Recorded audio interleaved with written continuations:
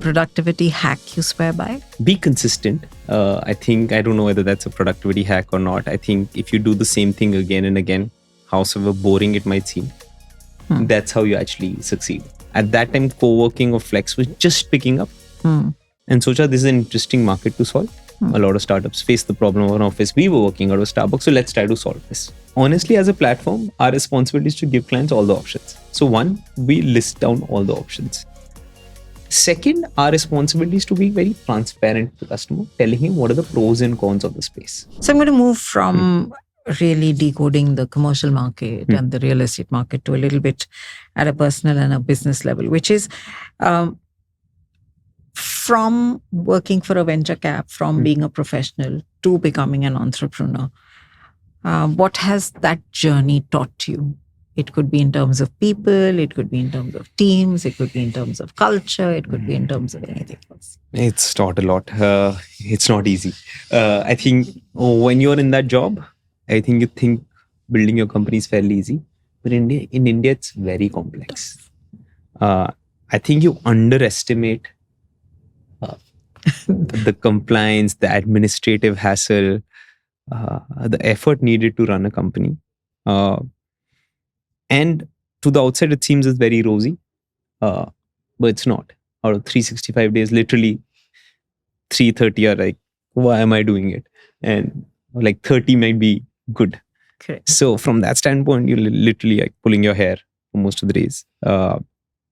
So what has it taught me? I think one is that you're always selling. You need to learn the art of selling, because you're selling to get your first employee, you're selling to get your first fundraise, you're selling to your client to use you. It's always knowing what to pitch to whom. That's part one. What's it taught me is not everything needs to be super exciting. As I said before, boring works. Boring is good. Third, I think maybe I'm in that industry, but I think at least my thesis is that in India, it's very tough to build a very large business. Okay. If you want to build like a 5,000 crore revenue business, and I'm talking of top line here, you'll have to have multiple streams, multiple categories, multiple departments. While there's a huge amount of population, the purchasing power is not as high. Correct. So, like in US, you say you can build like a sequoia tree, which is long and sharp, focused on one thing. In India, it's more the banyan tree, where you need like one strong roots, and then you have various branches of different verticals which are there to tap into that market. So yeah, I think those are some of the learnings. Entrepreneurship is fairly isolating and a individualistic journey. B, founder being at the top is always lonely.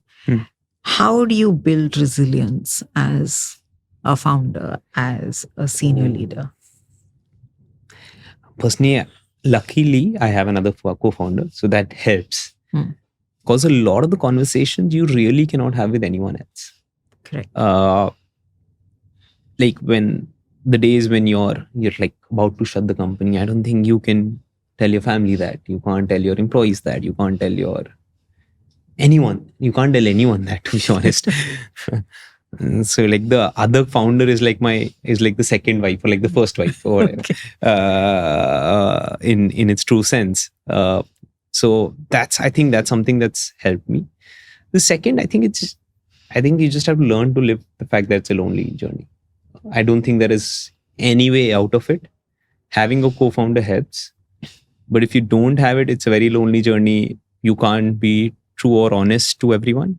Maybe if you can build a very strong support system, like I said, other founders is like your wife. Maybe your wife is someone who you can share everything, but that's about it.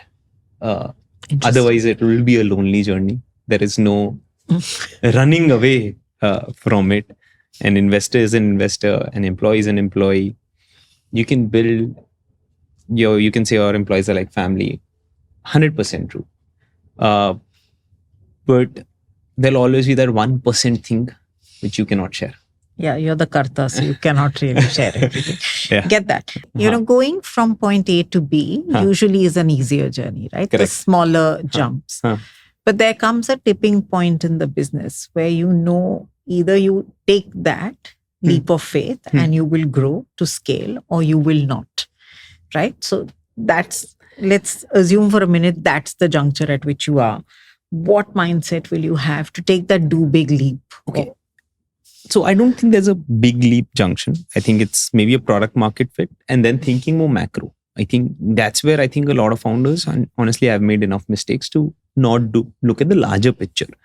What happens is, as founders, you get so much involved in the day to day that you forget thinking macro, am I going in the right direction? So let's just say what you're talking of is tipping point. I can say that maybe this is the phase where you start thinking, how do you grow 2x or 5x? Correct. I think a lot of times you just forget that macro. You start thinking maybe 50% growth year on year or whatnot is good enough. But you're not thinking, is there a way for me to make that 50% 500%?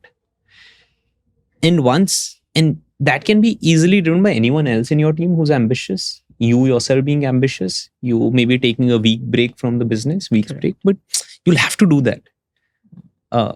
As a founder, your time is very valuable. And you need to be ambitious towards a certain goal. For a long time back, maybe my goal was, let's say, 100 CR as revenue. Now my goal is 500 CR. Now, so you need to keep on reworking your ambition levels and sort of work on that. I think there are two components to it. One is being content and second being ambitious. I think that's the balance you need to kind of have in your mind of where you stand up. While you can be content with what you've achieved, but do not forget to be ambitious and say, okay, can I do 10x beyond this? And if you start thinking that, you'll figure out solutions. Okay. If you had to make, or any entrepreneur had to make one technology investment in 2026, what should it be? That's an easy one, AI. I was going to twist it and say, what if I didn't allow you to say AI?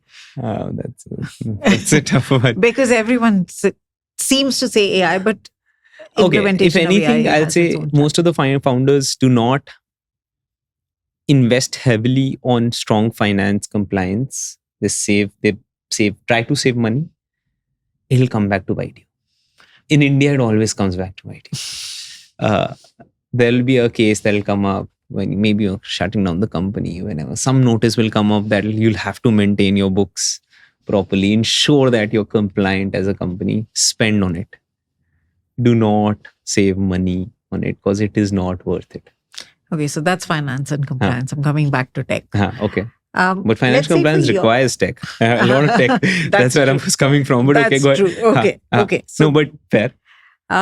In your business, particularly, do you think that if it isn't AI, what else would you invest in? I think it's people then, right? I purely think there are essentially, if you look at, there are three levers for any business, right? One is people, second is maybe technology or the product, and the third is capital, right? If I would have, let's say, 100 CR in my books, I'll think differently. If I have tech, which like I can think of AI, or if I have people, then I'll think of how do I make them more efficient. So anything which I can do to, I might boil down to AI again, but anything I can do to make my team productive, because that's where the margins are, right? If I have to focus on profitability, I have to get more out of my people. Correct. Like if I get like X out of my people today, if I can make that 2X, I'm more profitable and I make more money. So I would any day invest in more productivity of our people. Fair. So all technology for improving productivity, AI all technology. Or otherwise.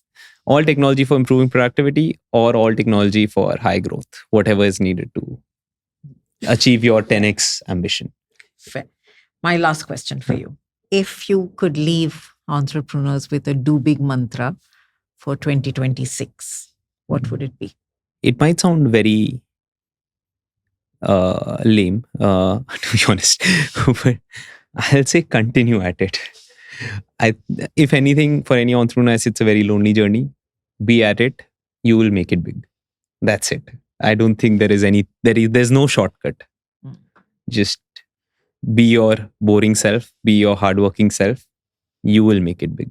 So it's consistency and staying with it. Yes. That's That's what you think will make entrepreneurs That's it. successful. The journey is long. If you're there in it for 15 years, you would have made it big. Okay, great. Thank you so much for being here today and having this candid conversation with us. Thank it you was so an much, Sheetal. absolute pleasure. Pleasure. Yes, pleasure's all mine. Thanks Thank so you. much.